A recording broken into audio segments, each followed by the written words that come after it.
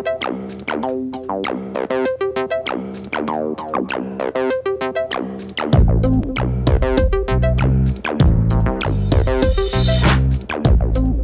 poppin', everyone? Welcome to another episode of Remember When. My name is Jose. With me today are my boys Amir and Johnny. Say what's up, guys. Hey, yo, man, what's good?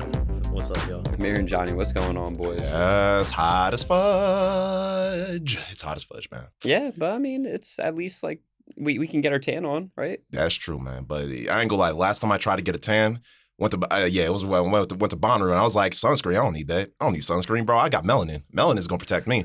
Came back home, and then my mama looked at my back, and she was like, Johnny, oh my God. I was like, what? What's wrong? Look in the mirror, bro, just flaking. Just skin was peeling. I was like, oh, it doesn't even hurt. I'll be fine. Go take a shower. Bro, it looked so bad. It looked like I had like an infection. It was it was horrible. Walking around looking like a black snake. Literally, it felt like I was shedding my skin. God. I had to spread like aloe vera all over my shit like for like the next like week. It was horrible. But, you know. Do you guys know the difference between tanning oil and sunscreen? No. Tanning oil. Yeah. I thought tanning oil was like dead ass oil, so like you're enhancing the tan while like sunscreen has like what is that shit called? The like SPF. The SPF, Yeah. Yeah. What's SPF stand for? Sun protection Force. Sun protection. Sun protection force? Yeah. Like the Phoenix Force. I was just asking because I was at my gym. They have an outdoor pool, right? And my buddy and I we were kicking it by the pool the other day, and he pulls out tanning oil. I pull out sunblock, and I was like, these aren't the same. And he said, bro, he's like, yeah. He's like, this has SPF in it. I was like, that says SPF 10, bro. I was like, you're white. You need like a 40, right? That's like nothing. Yeah, that's what I'm saying. I was like, that's like, maybe it's like 60 degrees outside and you're spending only like an hour and a half outside, right? Like, that could pass, right? But bro, it's like 80 degrees outside. I'm like, yo, you're gonna burn, bro. And he was already slightly cooked on him. I said, there's a difference between these two. He's like, but I have SPF in mine. I was like, but it's not high enough. I was like, plus you're literally putting oil on yourself. I was like, you're going to get cooked. I was like, think of like a Thanksgiving turkey. He's like, that's what I want. He's like, I want to look like that. I was like, you're insane, Ew. bro. Just It's like a product trying to be something it's not. It's meant to tan you, but you're also supposed to get protection from the sun. You can't get both. That's why in the same bottle. That doesn't make sense. Here's the thing. What made me so mad is that he said, but I'll take some sunblock for my face. I was like, I hate you so much. I was like, what sense does that make? Killed me. I guess protect the face more than the body. I don't know. But yeah, there's a difference though. Yeah, and like that, the tanning oil isn't going to protect you the same way that sunblock does. Because to your point, it's exactly what it says. It tans you. Yeah. No, it doesn't. It doesn't protect you from the sun. In fact, it fucking enhances that shit. Yeah. People, when you're tanning, you're literally getting cooked. So just keep that in mind. The darker you are, and maybe you shouldn't be that dark, just know you cooked, literally and figuratively. Please put on your sunblock. It's not cool to be sun bleached, bro. It's not going to be sun Skin bleached. cancer is real. It is. I thought it was fake this whole time. Thanks Don't for they letting like me know. chop off like bits of skin? For what? Like if you get If you get skin cancer, like in the affected area, like they'll dead ass like cut out. Oh, I'm not surprised they do that. Yeah, but that's wild, bro. You might have a chunk out your nose or some shit. What, they got grafted? Like they got to be like, oh, let me get the skin that's off what your. I was about to Nah, ask. but just imagine you don't put it on your face and it's on your nose. You're going to have a chunk out your nose. Chunk out my nose. Oh, That's crazy. Like Voldemort? yeah, like Voldemort, you gonna be looking like damn a Red Skull, like the Red Skull. looking ugly. This is perfect for a hat sponsor. Yo, man. All right, Let a so nigga know. we're going to be talking about the Iron Giant today, but I have to ask you guys, do you guys have a favorite giant robot?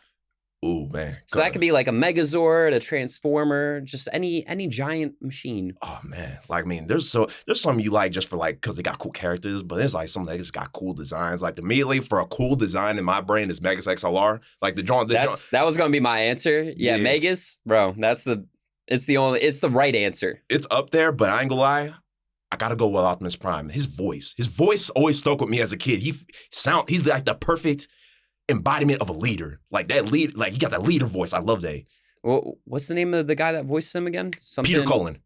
Oh, okay. Yeah. One shall stand and one shall fall. Like, bro, I love that. Oh, bro. Just the gravitas in that voice. He's the only one who could play him. He's the only one.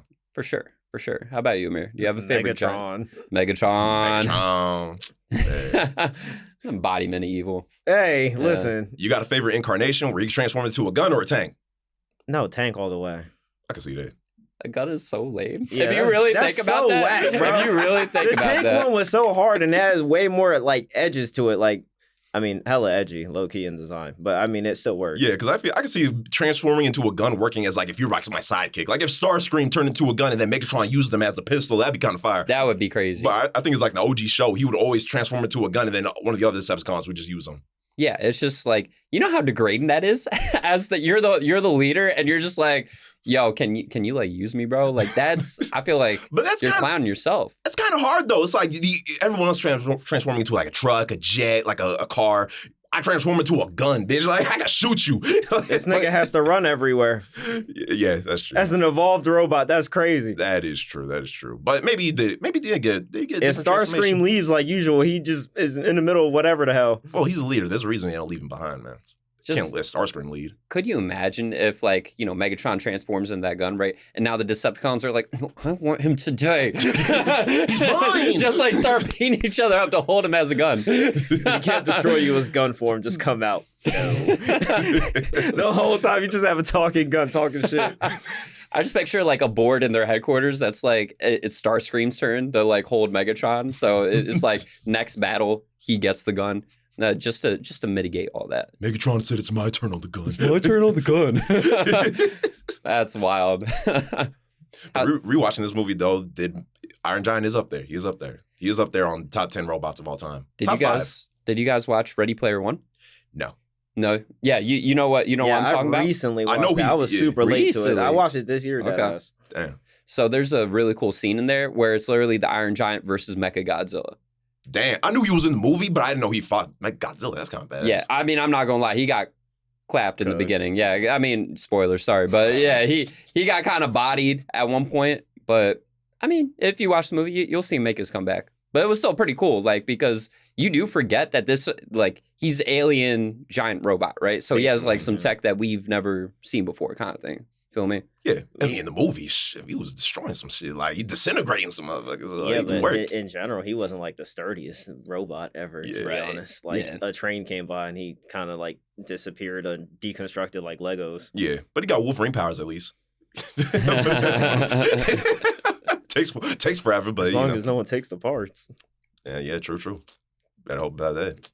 All right, but yeah, we're talking about the late '90s, very late, the very end of the '90s movie, The Iron Giant, animation classic that has garnered a lot more respect in more recent time than it did at its debut. Yeah. In its debut, it was a box office flop.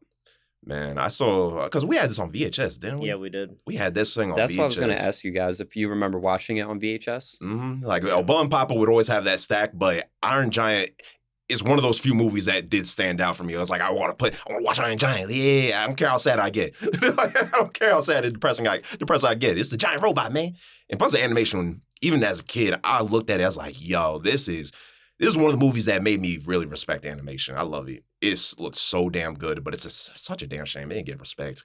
It didn't get respect that it deserves. I mean, what was I remember I was looking at the budget earlier. It was like $50 million to make it, but it only got like $30 million back, which, I mean, that's a sizable amount of money, but that's still a failure in people's eyes. So it's like, damn, it kind of sucks. Not good at all, to be honest. Yeah, it's the same thing with the Furiosa. It recently came out, the Mad Max movie. Damn good movie, but it's like $150 million to cost. And it barely even got $100 million back. I was like, fuck, this is why we don't get good movies, bro. Because no one wants to see that shit. They might just have oversized budgets. Honestly, yeah, that's probably a problem, too. I think is a Marvel issue right now. But in general, like, I thought this movie was, like, really good. I remember it just standing out because I always hated Superman. But in general, I don't know. It was like, Superman might be a little cool now. Just a little bit. Just a little bit, but... Low-key, I remember the snacks the most when he was like home alone and just eating all this, like the food and putting whipped cream on it. I was like, bro, low-key, I want to do that now. I just wanted, I don't know why that's a memory for me. Here's the thing, I'm with you. Like as a kid, I was like, yo, like I could relate to him. I don't know. I feel like that was one of the few kid characters in animation where I felt like actually seemed relatable. And he didn't seem dumb. Like it seemed like it very normal kid. Everything he did was kind of understandable, but it wasn't like, oh, I'm a kid, so I'm gonna do dumb shit over here. Like it really was not like that at all. I'm glad y'all brought that up because kid characters in movies are just one of those things like you either going to be the worst part of the movie or you could be tolerable. This kid was actually the kid was actually tolerable. Like I never hated him. Like there's even as a kid, there are kids that you're like, man, shut the fuck up, man. Like it's like you spoiled ass brat. But no, this kid's smart. He acts like a kid. Like the most important thing is that they have to act like a kid. So they're gonna make mistakes. They're gonna get They're gonna get intimidated by adults, like how he got intimidated by FBI dude. It makes sense. Like it made him feel more realistic and relatable. Well, apparently the guy that had voiced him actually was only like in middle school at the time, like in terms of that age bracket. So I think that's also part of the reason why I really like the Hogarth. So that's the name of the main character in the movie. Hogarth, the barbarian. Hogarth. That's a badass name. I ain't gonna lie. I'm not gonna lie. I thought it was like kind of stupid at first. That's a weird name. I was like, Hogarth. But I think it's because I just don't know anybody with that name, So it just seems a little odd to me. But in reality, it probably could be a powerful name. Yeah, sound like a Conan the Barbarian villain. That is, bro. I mean, it's probably because I like fantasy. It's like Hogarth, damn, bro. Yeah. It's like if he grows up, he wants to be like Arnold Schwarzenegger, like bodybuilder, bro. You could run that name into like your brain or some shit, bro. Right, Hogarth, I have the power. Oh! Yeah. All the Thors out there felt that. But yeah, no, I definitely thought the main character, he was just such a relatable kid. And yeah, the voice acting was actually really good. It was super on point with all the characters. I thought it lined up like with just how they were illustrated, how the characters were presented. I was like, this is actually they nailed the voices in it. I thought they did a stellar job. But yeah, Hogarth, he ends up discovering this giant robot, right? This iron giant, so to speak. And where did it come from? From space. It came from space. Did it come from a planet? Did it come from just space? Looks like a meteor. Could be a meteor. Could be from an asteroid. Could be from God's anus. I don't know. It could be from anything. That's crazy. From the anus, right? But yeah, this movie took place in the late 50s. It was during the Cold War, if I'm not mistaken, right? Because the Sputnik, I think that's what it was called, that spacecraft that the Russians launched. Yeah, it was like around that time where like the space race was about to be going on, like the race to the moon. I think it was like, in the 50s, that's when like a lot of Cold War tension was going on. Like they presented the duck and cover, like that advert while they were in school. It's like, oh, I forgot how the jingle goes, but it's like, get under your desk, duck and cover, boom, and you'll be okay. Sorry, no, wait. I'm laughing because for anybody that hasn't watched this movie, right? So, the kid literally ducks undercover, right? Then the atom bomb just drops directly on top of this child. Everything is exploded around. And then the kid comes up and is like, yeah, duck and cover. But that was real shit. That's real shit that happened that they showed back in the day. That is a fact. Yeah. So it's good because like it feels like you're at that time. Like you got the old school diners. It takes place in Maine. You got the junkyard and stuff. Like even though there's not like it's not going to throw everything at your face like, yo, this is 1950s and it feels like 1950s. It's part of the atmosphere and it feels like it. Like it really does feel like that. It's really good. Absolutely. And just like, I wouldn't even say small details, but just all the different details, the newspaper saying like, launch of the Sputnik, like you said, the diner environment, the vehicles looked the part, the dial-up phones, how the TVs were, him being like darn antenna, everything about it. Like they definitely built out the atmosphere to be in that time frame, with that vibe. But yeah, Hogarth, he finds our friend, the Iron Giant, eating some metal in the woods. He's chomping down over by a power plant. Yeah, and he ends up taking a big hunkin' chomp of the power plant, ends up getting stuck in the power lines as being electrocuted. Hogarth, he came out to go see what the deal is and discovers our Iron Giant. Mm-hmm. And immediately, well, at first it was a little rocky, but he becomes his best friend, his big best friend. But yo, tell me why, I don't know why as a kid, but like anytime I saw the giant eating metal, I got hungry. I was like, damn, look good. Making that thing look good. They do. He's like, the way he be munching on it, like he was excited when he got to that junkyard. It was like, oh, he's at a feast. I was like, damn, man, that looked good. I wish I was a robot. You think in the 1950s, they had like an external switch to just turn off big just resources like that. Just a big ass switch just chilling in the middle of nowhere. I mean, people were, they thought highly of people back then. You could tell though, because like even like how they invited the dude into their home, I'm like, my mother would never, like. Yeah, they were a lot friendlier at that point in time. Way friendlier. Well, granted, they did say it was like for rent, so I guess he was paying them to live in their house. So you know, I could give him a little leeway for that. I don't know you, bro. Well, they met him once, right? Yeah, they met him once. That's all they need. That's all they need. Just say you're part of the government, you good. You won't get killed, people. Just invite people to your house. You won't get killed. It was good, right? Yeah, especially if I ain't gonna lie, you do have a point. Especially in Maine, you don't know what goes down in Maine. All Stephen King stories start in Maine. There's a good reason why. I didn't realize that. They all do. They all do start in Maine.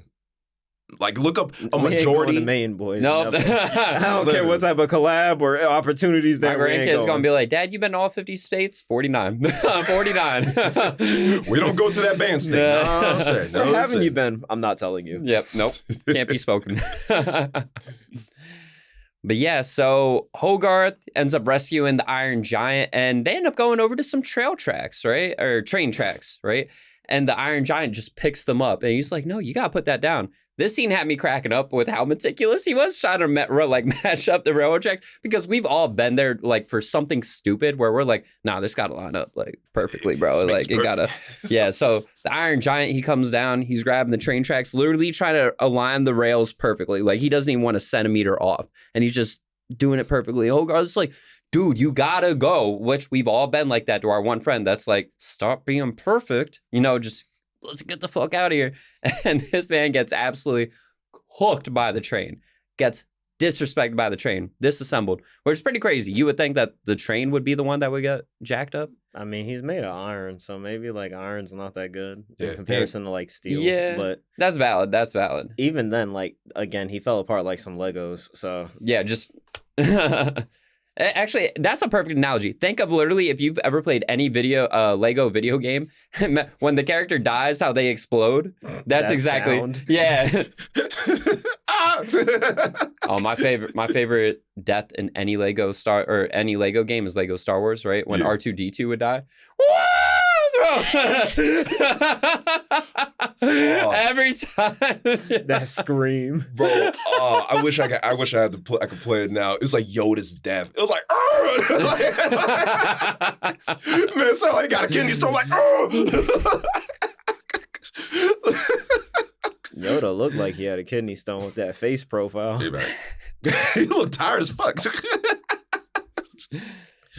Yeah, so, but the importance of that scene is that we learned that the giant robot, he can reassemble himself. A little beacon comes out his head, and then all his body parts come back together, and bam, he's reassembled. Mm-hmm. This is some alien technology. We've never seen this kind of stuff before. Yeah. So who is the Iron Giant, bro?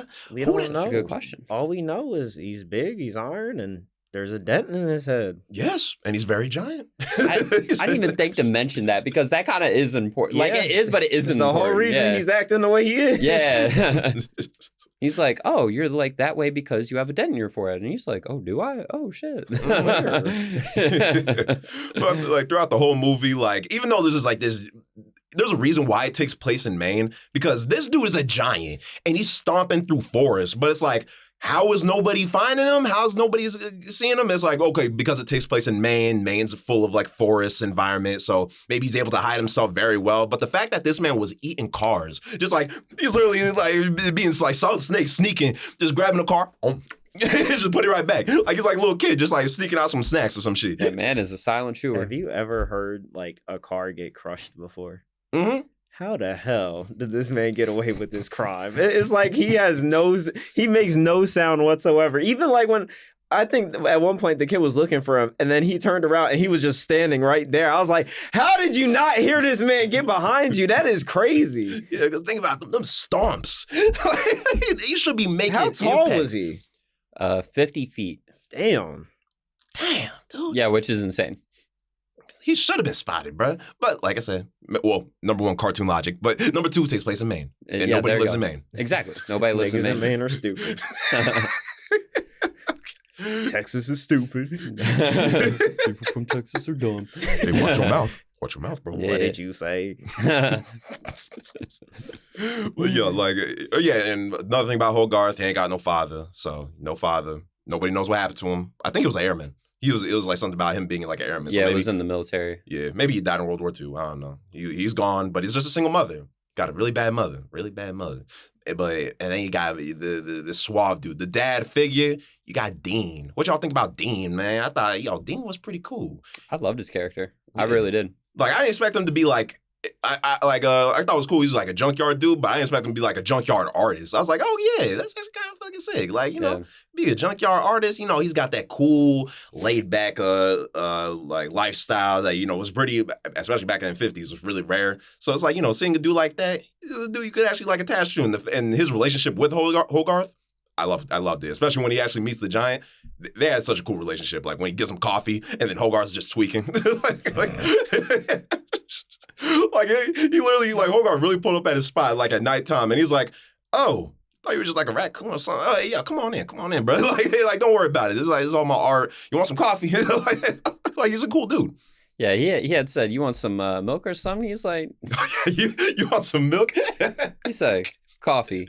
He's like, "Coffee?" He said, "I'm with it." Man, he said, "I'm with it." He's like, "All right." He's like, "Just regular coffee?" He's like, "Well, what you got?" He's like, "I got like espresso, like super coffee." He said, I don't think you can handle that." He's like, "I can handle the espresso." Man could not handle the espresso. Bro. I mean, I know adults that can't, Yeah, I'm just trying to imagine if I got like a cup of coffee with espresso, like. I one time had, this was, I think it was around the time of the Justice League, right? Or the Snyder's Cut, when that came out. Starbucks had some like flash drink or whatnot, right? But it was literally like triple or quad espresso. Some stupid, bro. Like something to reset your heart. I was so deadbeat tired. I don't even remember what I was doing at that point in time, but I was so exhausted. I was like, "Yo, give me that drink." Bro, my alertness levels skyrocketed. Like I could notice something from like a mile away. Like I was like one of the bro. I was like a cracked out squirrel. Like that's how nuts that had me going. Bro, yeah. Yo, my resting heart rate 300. Yeah. You were like, yo! What you doing, dickhead? Bro, fucking nuts. One of my favorite scenes with Dean was like the beginning of the movie where he when Hogarth is trying to like find the squirrel and he's like, "Yo, I'm trying to not wig out, bro, but I gotta get up. I'm sorry, kid. Everybody, I apologize in advance." Zip down his pants. I love that. It's just funny because the scene or every frame that follows that is just enhances it even more. Like the dude spitting out his coffee, be like, "What the?" Spits it at his girl. Yeah, literally at the girl, bro. It's crazy. Like the movie's full of like little moments like that, that just enhance it. Like this is worthy, like an easy classic, bro. Like there's so 100%. Many good scenes. But yeah, so. At some point, the agent Kent Mansley comes into the picture. Yeah, Mansley. Yeah, so in the very beginning of the movie, we kind of overlooked this, but basically the Iron Giant appears to some like boat guy out there, some sailor, and he ends up reporting it to like the government, being like, "You won't believe the shit that I saw," and they were like, "We don't." And so, but they send out a field agent to go check it out, and Mansley is a very interesting character. He's a goofball, but he's also serious at the same time. Do you guys have any better way to describe him than that? I mean, I just see him. Yeah, he's suicidal. I guess. Is the end of the movie? Yeah. Who does that anyway? I mean, I ain't gonna lie. Low-key, I was feeling bad for the man when he was getting like hazed by his like commanding officer. He's like, "You brought us out here. This cost you like $1 million that you just threw down the drain." And I was like, "Damn, man, you don't deserve all that." He's like, "I want to see you. When we get back to Washington, whole office is gonna get packed up." I was like, "Fuck, man, I feel bad for Ken Mansley. You don't deserve all that, man." But by the end of the movie, yeah, you right. I was like, "No, this man needs to go." Yeah, that man was suicidal. But to be fair, like it's not like he was crazy because he was pretty onto it. Like from the moment he stepped in, he was like, "All right, I'm gonna start searching for whatever the hell is going on." He said, "Little kid talking about a big robot, I'm there." It instantly moved in, and then I think he interviewed the train operators as well. Mm-hmm. Which gave him a greater lead, and then leading to that scrapyard. Mm-hmm. Like I would still say he was redeemable up until that point, and then I was like, "Nah, you just." He reminds me of the inspector from Ghostbusters. Yeah, you know what? Good point. That's a good point. That's the biggest comparison I can make. Like someone that's like trying to do their job and inadvertently almost kills everybody. I ain't gonna lie, I think Ken Mansley's worse than that. Than you expect. This man was about to get a whole nuke, like missile dropped on a town and get women and children and himself killed. Listen, this was a Cold War nuke. It's not a modern nuke, so it might just take out Maine. Here's the thing. I still don't know if it's as bad as that agent guy from Ghostbusters, because he was like, oh, nah, you're not doing all this over here. Man, because of him, literal portal to hell opened up. Like, he said there could be nuclear reactions. I don't care. In the middle of a whole city. Like, bro, come on now. Hey, you know what? Good point, because at that point, ghosts are already established. You should know about the ghosts at this point, bro. Yeah, that's what I'm saying, bro. Yeah, I think that man has a slight edge, because you are right. A man that's just like, let's drop a bomb on ourselves. That's insane. And then try to run. Bro.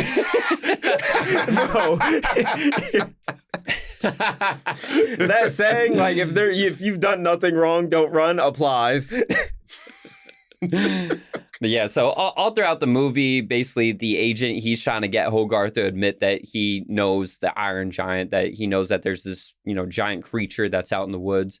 And they do some back and forths, which are actually pretty funny. They're pretty entertaining, including the one where he literally feeds him laxatives and a milkshake. And the agent... Oh, no, actually, my favorite scene was when he kept doing all the different nicknames for Hogarth. He was like, hey, sport. Hey, buddy. Hey, champ. Bro, he came up with like 30 of them. I was like, I didn't even think there were that many. He called him like Bogart or something. Like, he called him something like that. What's up, Bogue? What's up, Bogart? He's like, it's Hogarth. Hogarth, what a stupid name. Like, damn, bro, you an asshole. Yeah, there's like a whole montage scene where he's like, hey, sport, buddy, champ, big boy. Just all those kind of just stupid nicknames where people would be like, can you not call me that kind of thing? Because I'm not going to lie, I'm not a big fan of when people are like, oh, hey, buddy. And I'm like, I'm not a fan of that at all. I don't really like that. I say chief a lot.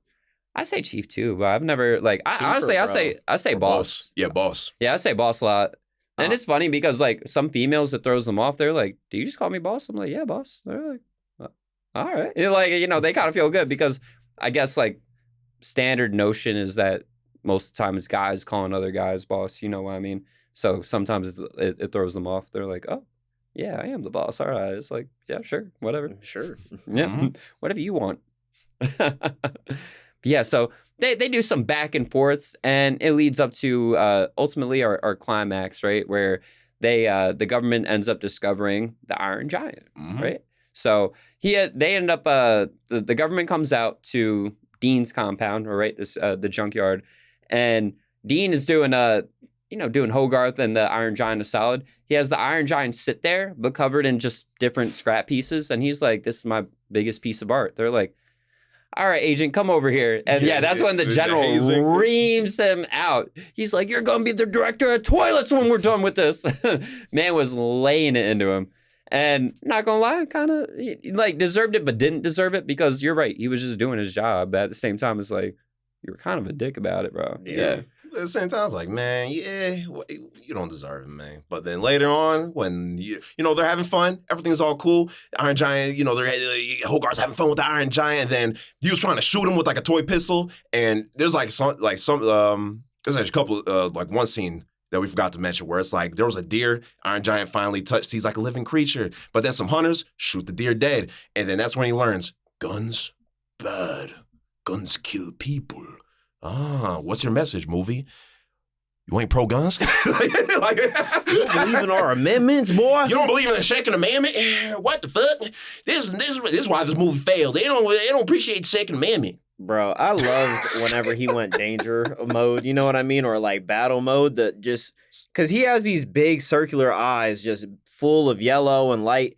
And then the moment he gets deep, the man just squints his eyes and that shit's just straight red. And he just starts pulling out all types of weapons out of nowhere. Yeah, and it's cool too because they tease it from I would say middle of the movie, and then it slowly just keeps amping and then amping. And then that final part when he finally comes out and releases everything, that felt like a good payoff. That was like, holy shit. Now this is what the real giant can do. It's crazy. But that's when you see how truly lethal the Iron Giant is. Like, their fears did become reality. Mind you, they manifested it themselves. It's their own fault. But yeah, it's that It was pretty legit. You were like, oh, dang, now I see why they're afraid. Mm-hmm. What part of the movie did we get that flashback of the other like giants where he came from?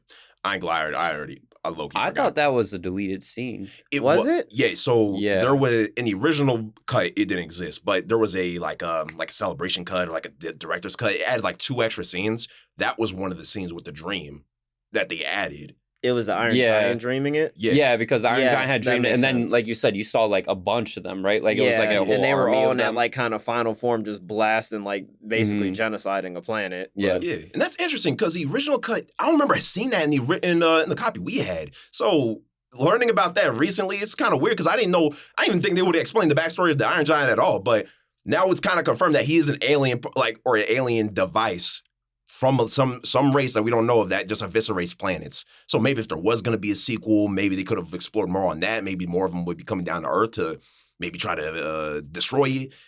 It's interesting, though. I'm glad that they touch on it, but they don't explain that. or maybe it's the Saiyan approach where you only just on like 1 or 2. And they just do that, like Omni-Man. Like, it's we'll pick you up when the planet's done, like on some Invader Zim shit. Like, take control of this planet or destroy it, and then move on to the next one. Like that's a Viltrumite style. I like that. Hell yeah, bro. Also, we didn't mention, but the Iron Giant, voiced by Vin Diesel. Yeah. Oh yeah, that's true. Vin Diesel. Vin Diesel. Why does he get a check for all these like non-vocal niggas? Bro, Do you I know thought how the much money he same made thing. off Groot? Bro, I know. I thought about this, bro. Holy. Make me Groot.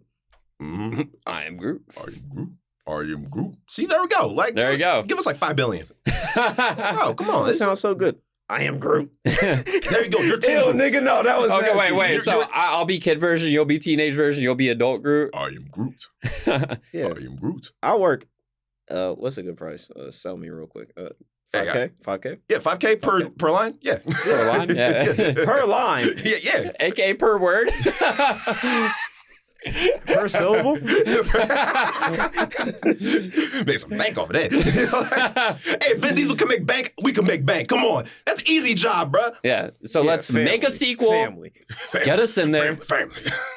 We'll be every single Iron Giant. You could every single one you want in that movie. We got you. Yeah, come on. We'll be every single Iron Giant. Yeah. When the Iron Giant 2 comes out. Iron Giant 2. Nah, it's never coming out. When he finds love. Well, what? Never mind. You ain't writing this Are we movie. going to get like a prequel where he's just like the Iron, no giant? Actually, the fact that you brought that up, did you know what the movie was based off a book? Yeah, I did know that. There was a sequel to the book, and it was called The Iron Woman. Like, I think it was like The Giant Woman or Iron Woman or something like that. And I don't know the story about that, so maybe he does find love. No. Maybe they could adapt that. There we go. It'll The be a horrible Iron movie. Woman. Yes. It could be a bad movie. Maybe it could be You good. gotta wonder if they just like repurposed the whole point. Because if you say Iron Woman, I don't know if like the message is the same. Yeah, because from what I recall from like the research, it was like they talk about sexism and like in that book, but I don't think that would kind of work in Yeah, it really wasn't like xenophobia or anything. It was just like guns bad. Yeah, guns are bad. Whoa, that's a gun. I'm gonna kill you. No gun. No gun. I am not gun. I don't gun. Even though man came out to be a whole laser cannon. Yeah, bro. Nuts. It was crazy. Yeah, no, his battle mode is absolutely insane. It actually is pretty nuts. This man literally deleted a tank. Deleted a tank. Yeah. Oh my gosh. If any of you, for our anime lovers out there, right? So I think it's called the Hakai when they like literally like touch something, the gods of destruction, and then it just disappears. Yeah. Right. That's exactly what this man did, except with a laser beam. It went just gone. Gone. This is a ball of mass and it just disappears. Right, Yeah. disintegration. Which makes me think it's like, oh, why didn't he just shoot the damn the nuke then? If he could do that. But I mean, Listen, bro, he was on his good guy arc. He can't do both. Yeah. and you know what? I think it's like the whole message is that I don't want to become gun and use gun. I'll be Superman. I'll be Superman. So I'm gonna use my body. Yeah, I remember hearing that they basically wanted it to be like a gun if it had a soul, and decided that it didn't want to be a gun, is like how they describe like the movie to be. Is like for the Iron Giant himself is like that's essentially what they wanted him to like embody. Because if you really think about it, he really is a living weapon, right? But he has a soul. So because he has a soul, he doesn't want to be that weapon of destruction kind of thing. I was like, I personally, especially as a kid, I would have never thought of that. I would have been like, oh, that's like That's not enough respect for my man, though. It makes him really feel like he's just another thing.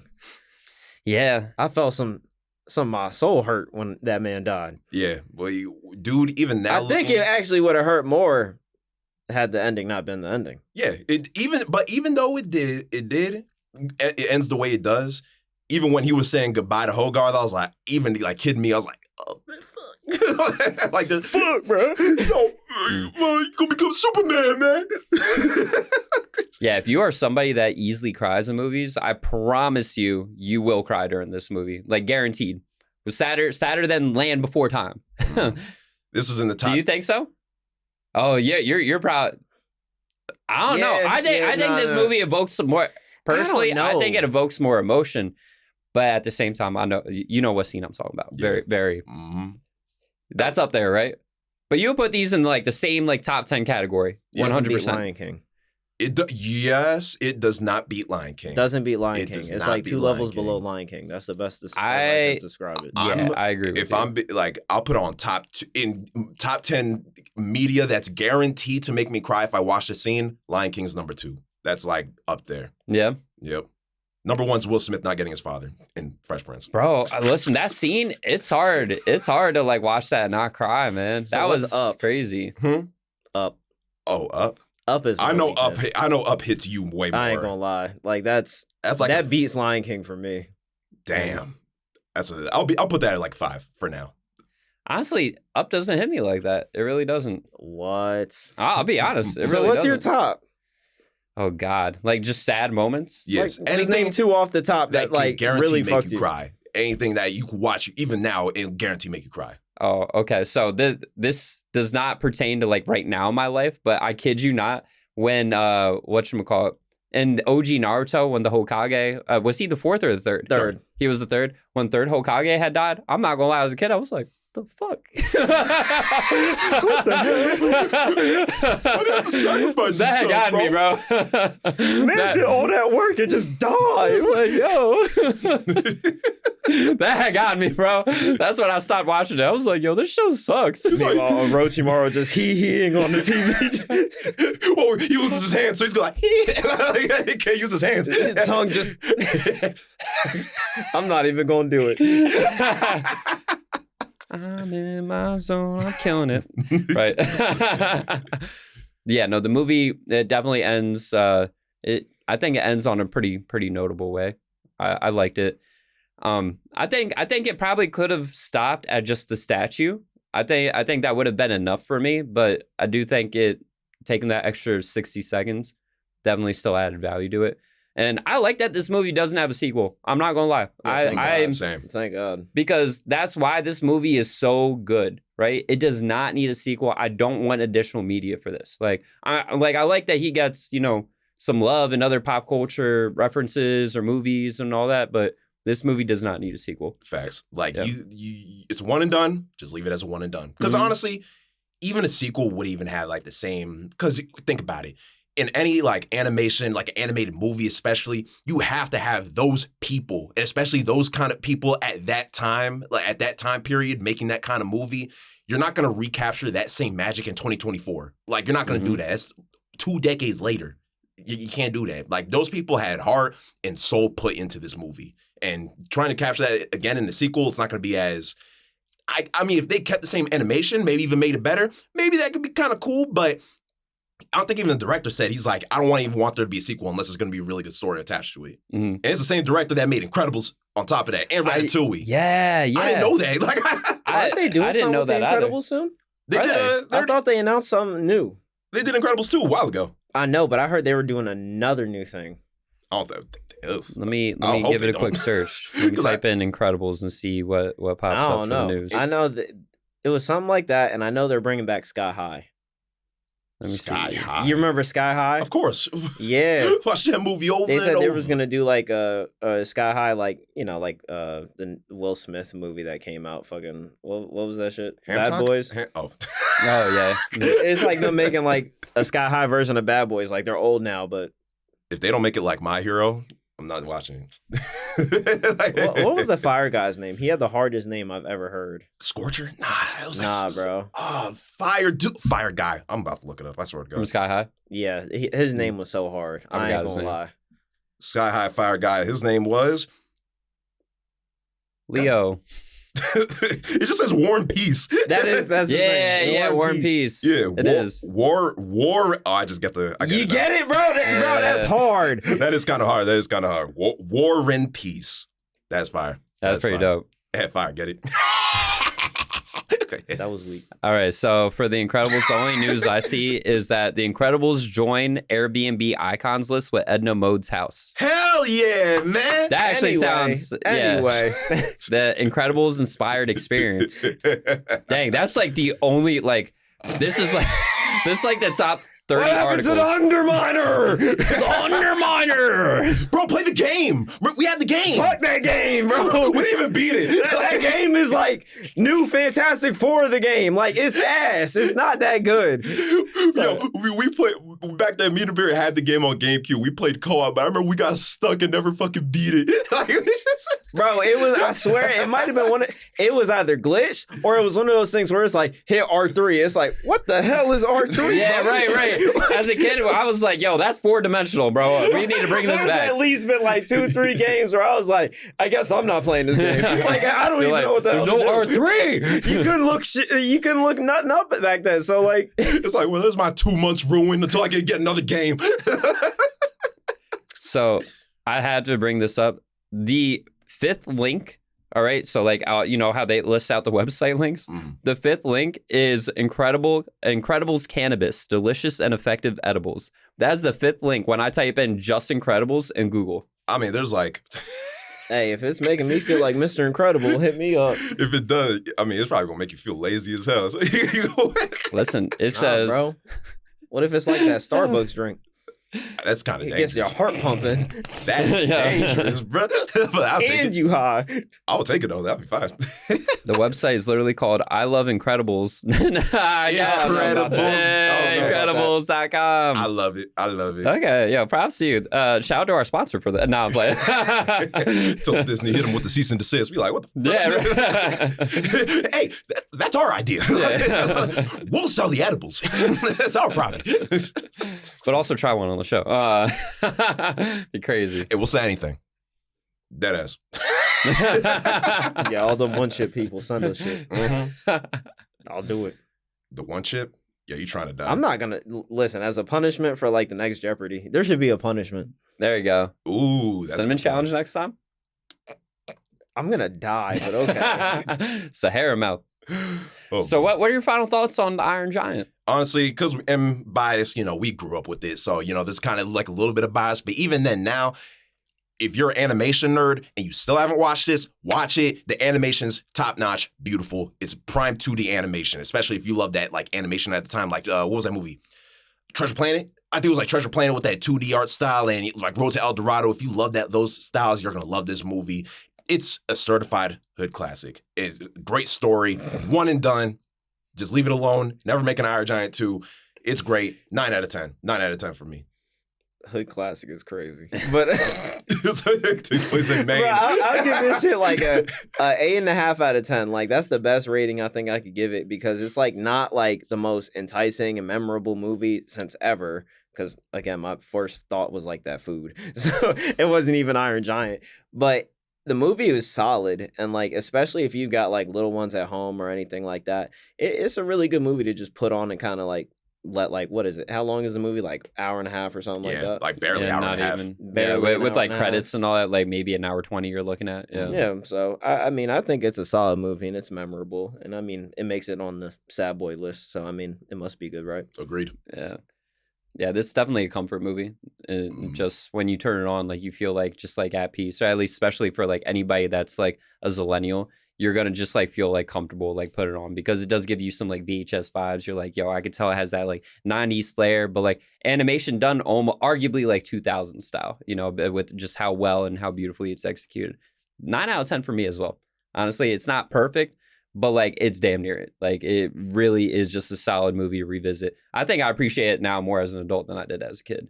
Facts. Like now I could see like, especially like there's that one scene where he's talking about like what's a soul. There's like little things like that. Like the more you grow up and you start questioning, like, damn, what is a soul? And maybe you know what? Maybe guns are bad, but I still want my gun though. Give me Megatron. I ain't gonna lie. As a kid, I just thought sacrifice yourself in the face of a nuke. Honestly, I was with you with the food. Well, as a kid, I was just like, yo, whipped cream and Twinkies is kind of fire. Yeah. Why the nigga go into space? Right. Ooh, what if I called this movie a certified main classic? A certified main classic. There we go. Certified main classic. There we go. A main pre-sequel. A what? A main what? The pre-sequel. Explain that. Give me your thesis. Listen. Right. Shut up. Yo, This is where the essay breaks down. Cut it before this man In the starts future talking. of Maine, the Iron Giant will arrive. But it's a pre-sequel because there will be a nuke going to Maine. Damn, you a medium? You a psychic medium? That's going to happen? I'm just saying, if Digimon predicted it, then it must be real. Oh, God. This man busting out Digimon. All right, people. Yeah, Iron Giant's a great certified main classic. They're going to kill us all. Go check it out. Thank y'all so much for listening, watching. We appreciate y'all so very much. Until next time, peace out. Remember When is a Sweet Recording production. Check them out at suiterecording.com. Intro and outro created by our very own Johnny. Subscribe, listen, and remember to review wherever you are on social media. Thanks for listening.